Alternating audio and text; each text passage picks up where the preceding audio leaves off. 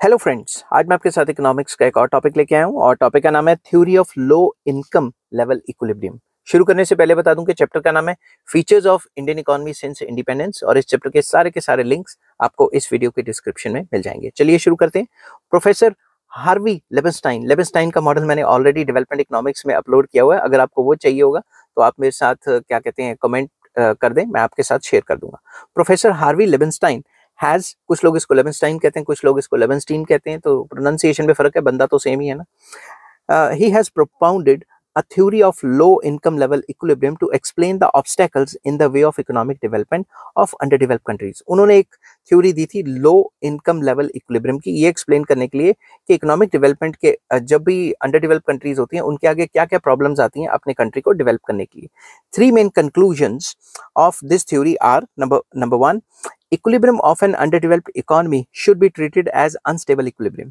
तो अगर अंडरडेवलप इकोनॉमी एक इक्विलिब्रियम में आ भी जाती है तो उसे अनस्टेबल इक्विलिब्रियम मान के चलना चाहिए, कोई स्टेबल इक्विलिब्रियम वो नहीं होता। Second, when a change is affected in the equilibrium of an underdeveloped economy, the very forces which have a tendency to increase the per capita income create certain conditions directly or indirectly, as a result of which per capita income begins to fall।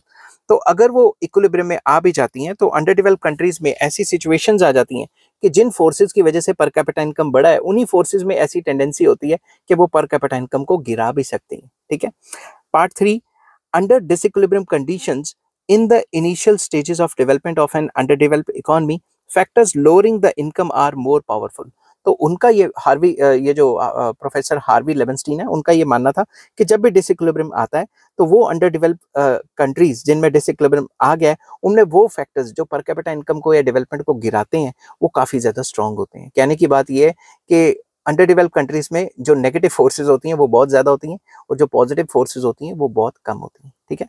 I hope ये short video आपको पसंद आई होगी। अगर पसंद आती है तो please like, share and subscribe. Chapter का नाम था features of Indian economy since independence और इस चैप्टर के सारे लिंक्स आपको इस वीडियो के डिस्क्रिप्शन में मिल जाएंगे। नेक्स्ट वीडियो में डिस्कस करूंगा features of Indian economy as an under develop economy. ठीक है। तो till then take care, bye bye.